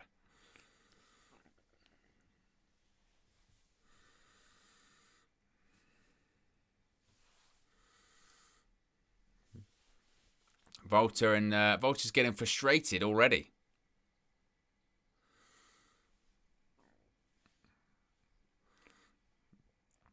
Ilja Dragunov going for a leg pick, it looks like already.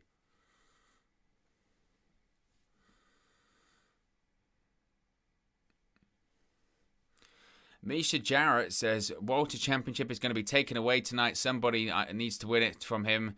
He's had it too long. He's certainly had it for a long time. 870 days. 870 days is a long time indeed.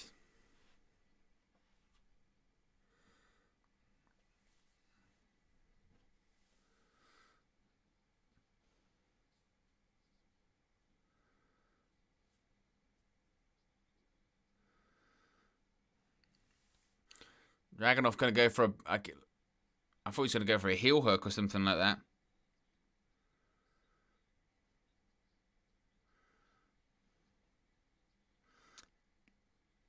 Is that a heel hook? Ilja Dragunov, what's he going for here? Going for a single leg. Volt's just fighting him off. Keep forgetting to do the polls.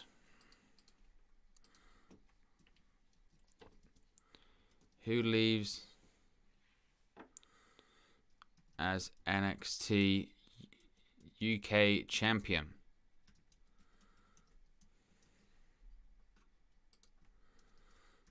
Volta, Dragunov.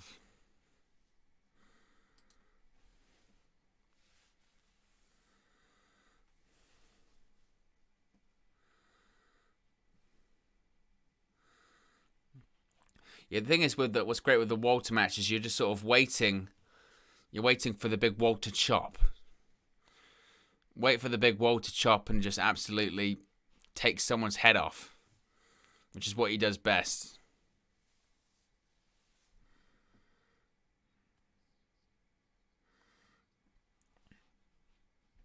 This will probably have a slow start, I'm sure.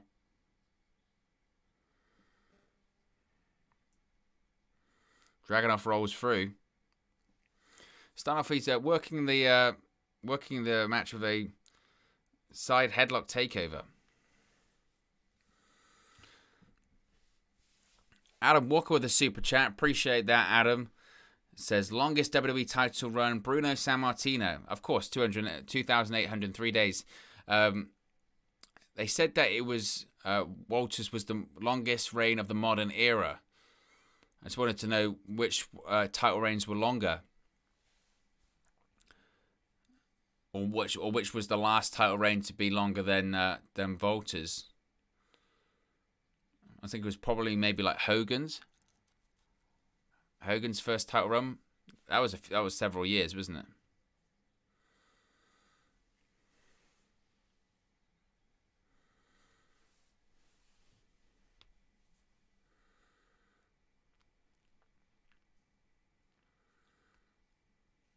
Short arm scissors by Ilja Dragunov. Dragunov's had all the offense so far, which is surprising. I haven't got anything to lean on. Need something good to lean on.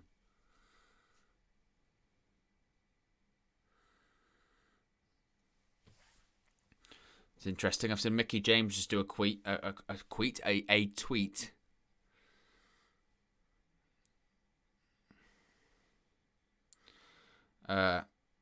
So David Bixenspan tweeted, Nick Khan's answer to Ariel Helwani, Ari, the massive amount of unnecessary releases gets deranged by the end. When people leave, they move on with their life and their career. That's good by us. They didn't leave. You laid them off amidst record profits during a global pandemic. Mickie James said, oh, really? This is him? This is the guy? Wow, interesting. Well, I think we feel all much better now. Also, hey buddy, The Sopranos called. They want they want that guy back. I can't say that. Does that move your needle? No. Okay, cool.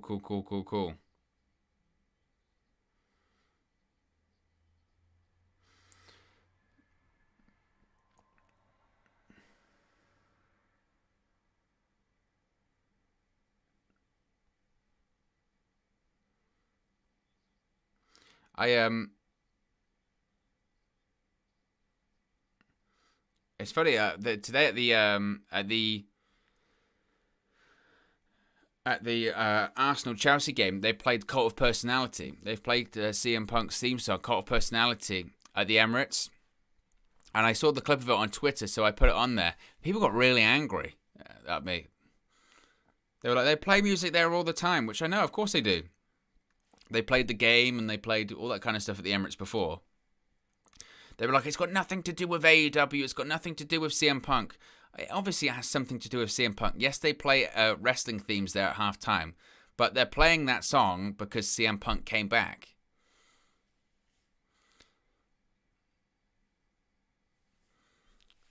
Adam Walker says, if you're going from 2000 onwards, CM Punk's is longest after Walter. If you go back further, it's Bob Backlund. Well, I know for a fact that Brock Lesnar's is longer than CM Punk's reign.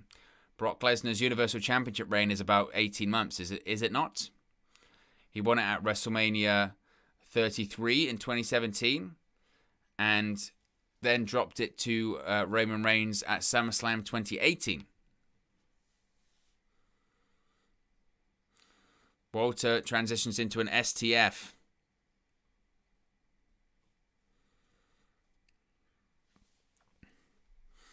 We'll see what the poll thinks.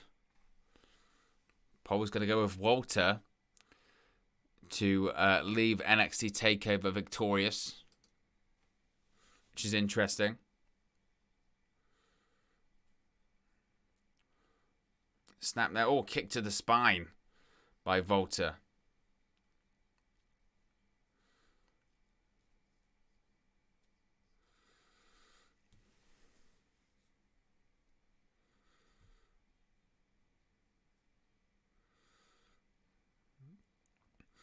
Referee's got the gloves on again, which means there's blood, which can't be good. Oof. Look at those. There we go. This is when it starts getting good because they're going to start beating the hell out of each other now. They'll start just locking in, doing chops and punches and all this kind of stuff. That's when Walter really is in his element. Because he'll just start beating the hell out of people. I was going to go for a pile driver. Oh, Ilja Dragunov. Look at that. That was nice.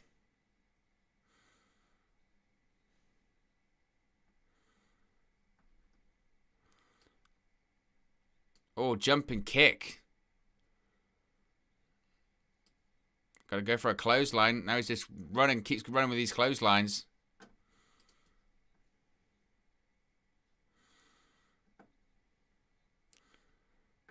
Suplex by Walter. Nice. 2. Oof. Kicks out.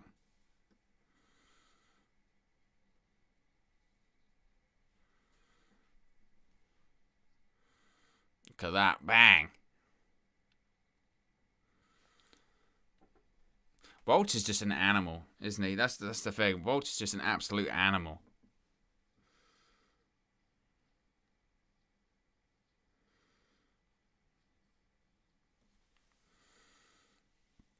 Stomps to the head by Walter as well.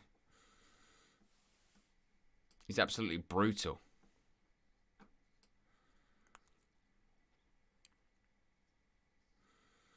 The Ring General, as he calls himself.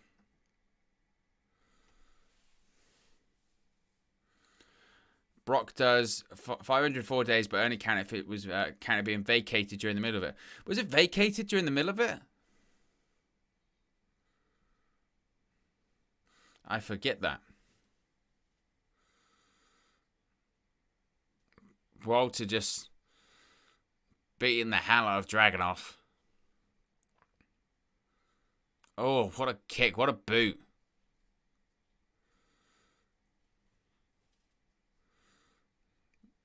Dragunov is doesn't even know where he is, seemingly at this point. Look at this big boot. Boom. Oof. Dragunov's now doing some chops. Oof. Walter just nearly knocked Dragunov out. Dragunov's trying to fight back.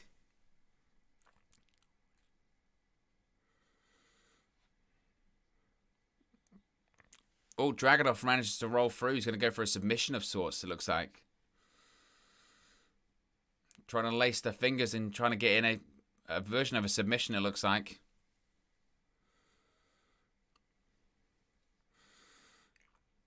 Oh, more knees to the face.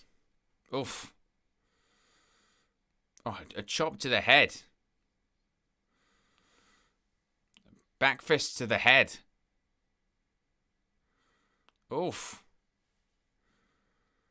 Oh. Oh.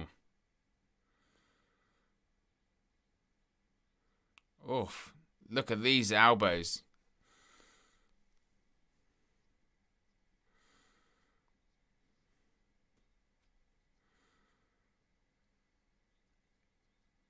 Oh, knee to the head. That was nasty as well.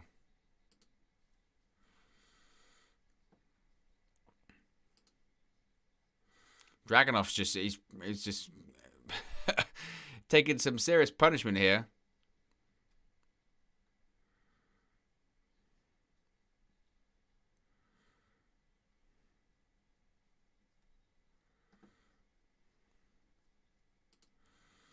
Dragunov kicks out at 2.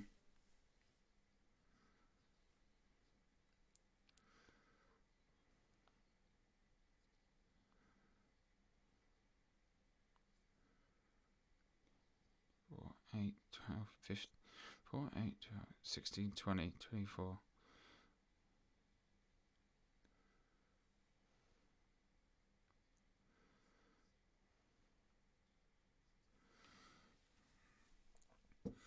Doing a bit of quick maths in my head. I'm struggling to count there. But what a match this is by Walter and Ilja Dragunov. I mean, I still think that Ilja Dragunov is going to win here, but I wouldn't be stunned if they go, oh my god. What a chop to the back. Man, look at Ilja Dragunov. Look at his body. Look at the wouts already forming on his chest and his neck. Oh, what a clothesline.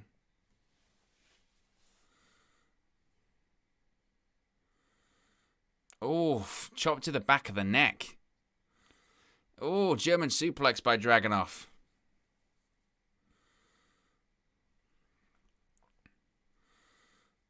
Look at the blood blisters on his neck. It's unbelievable. Oh, and again. Oh, and a kick. Dragunov. Oh, knee to the head.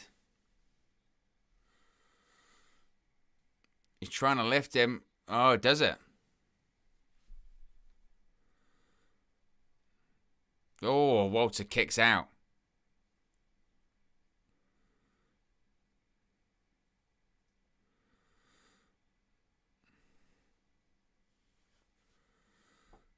Crowd are chanting, this is awesome. It's one hell of a match, it must be said. Absolutely incredible.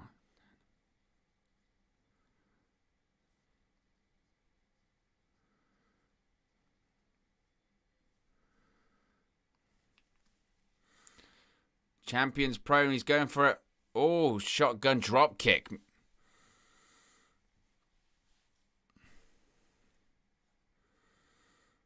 Dragunov scaling the ropes. What's he going for? Senton. Senton from the top rope.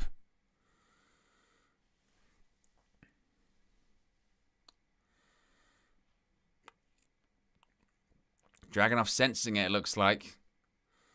Oh, counted into a sleeper hold. Sleeper. Oh, dumps him on his head.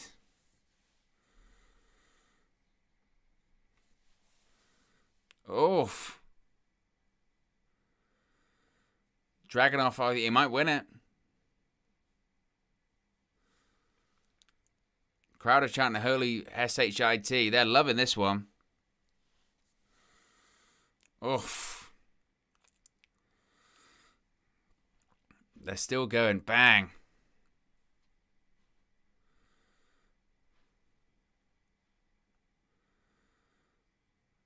Again.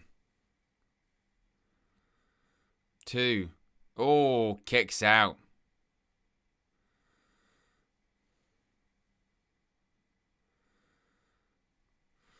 Ilja Dragunov, he looks beside himself. What can he do? Great selling.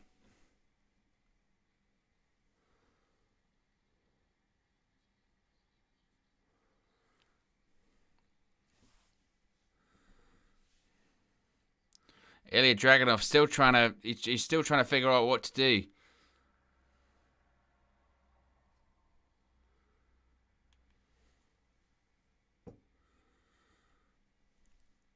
Oh, what a chop. And again.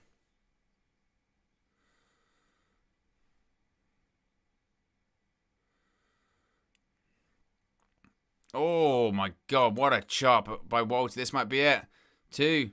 Oh, Dragunov kicks out. Walter's going for the big splash off the top rope. Dragunov, superplex from the top rope.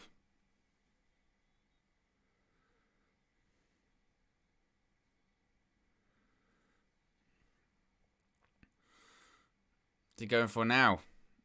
Oof.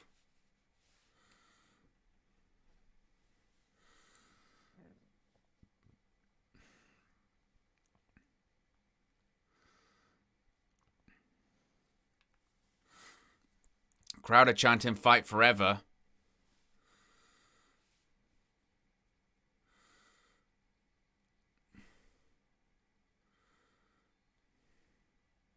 Oh my God. What a drop kick by Walter. That was incredible. Stacks him up. Oh. Amazing.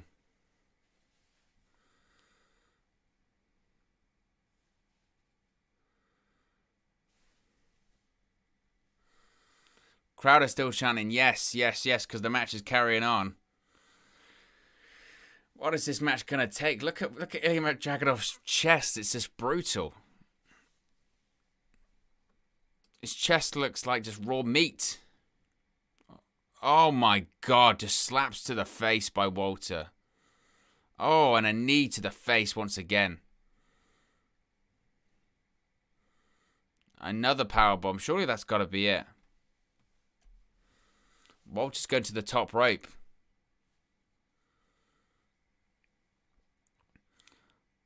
Walter, top rope, big splash. It's got to be it. 1, 2. Oh, he kicks out. The match refuses to end. The crowd are going crazy.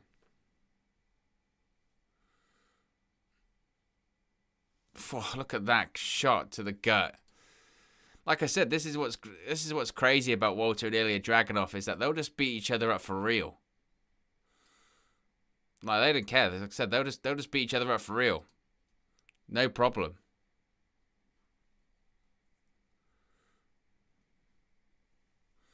Incredible.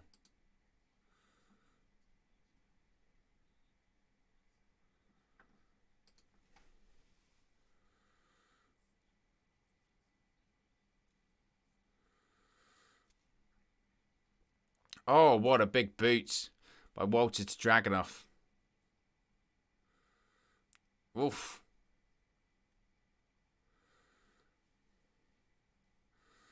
How is this match still going on? It's crazy.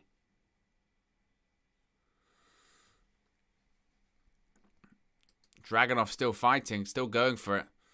He's attacking Walter here.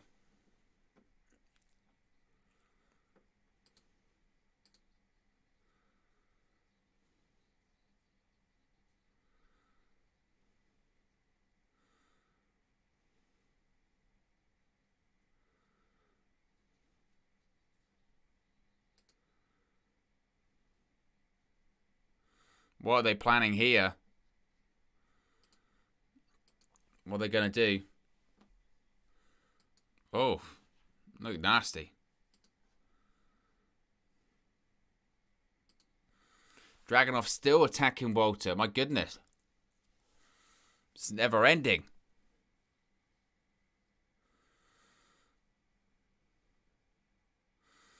Is he going to tap out? Is Walter going to tap?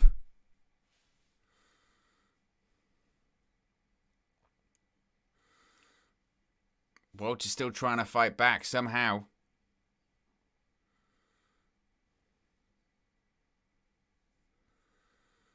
Oof. It's still managing to hold on. Still hold on. The sleeper's still locked in. Somehow, someway, still managing to fight out off. I don't know how. It's incredible.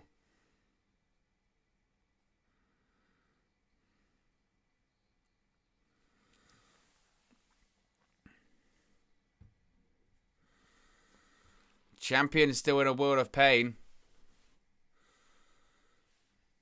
Capital Wrestling Center is still trying to will him on.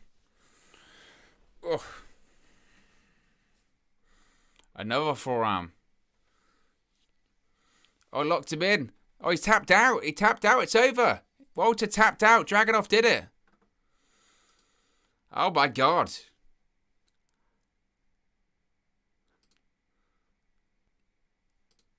Ilja Dragunov is the new NXT UK champion. Wow. He did it. He can't believe it. He's in shock. Walter tapped out. That was quick. It was a quick tap as well. What a match. Deserved. Incredible match. Unbelievable match.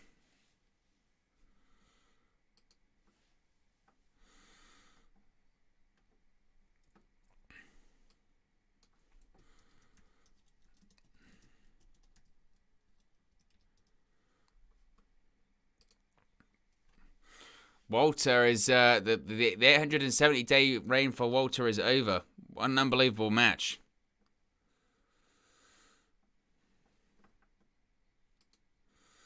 That was pretty damn incredible, it must be said.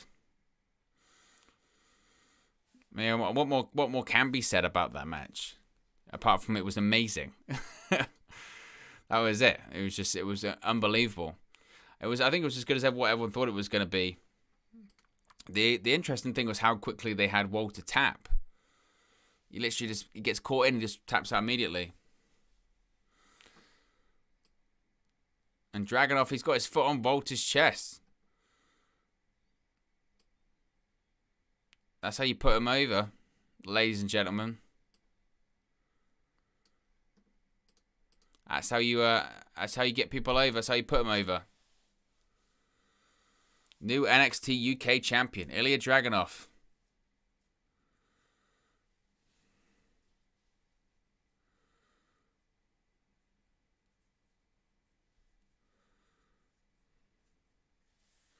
Wow. That's a 10 out of 10 out there, isn't it? That's a 10 out of 10 rating. That's incredible. Wouldn't want to follow that one.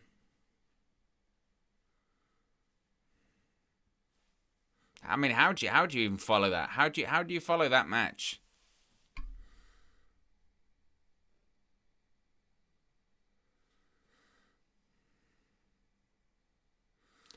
I mean, Ilja Dragunov's got the hell beaten out of him, must be said as well. They just beat the SHI, you know the rest out of each other. It's Cameron Grimes. Cameron Grimes.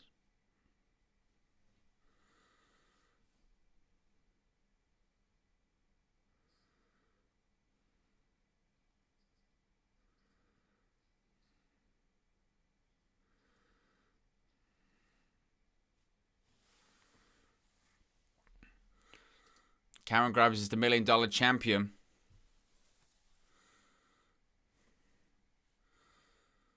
Ted DiBiase says Cameron Grimes can carry on the legacy of the $1 million man.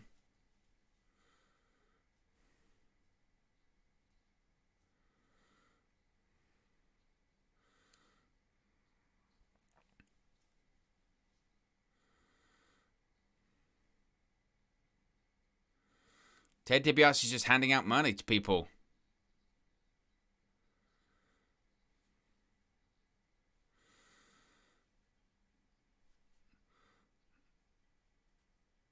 Cameron Grimes says the money and the party isn't going to stop.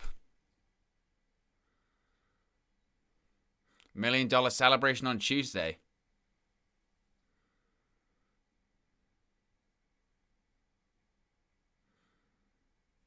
To the moon. Cameron Grimes. There's Samoa Joe. Samoa Joe wrestling again. How amazing is that?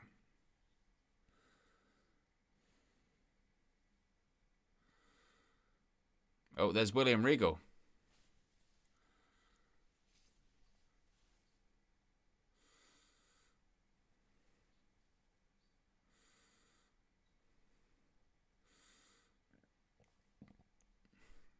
What's William Regal going to say to Samoa Joe?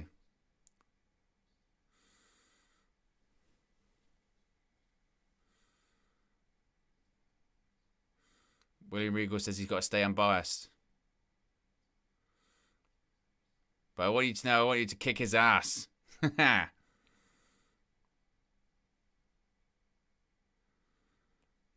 Samoa Joe's going to be wrestling tonight, guys. How exciting is that?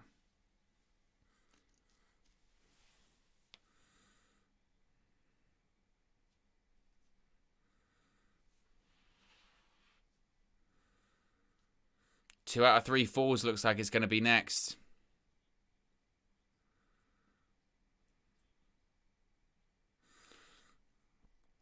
So we've got a traditional match, a street fight if necessary, and of course a steel cage match as well.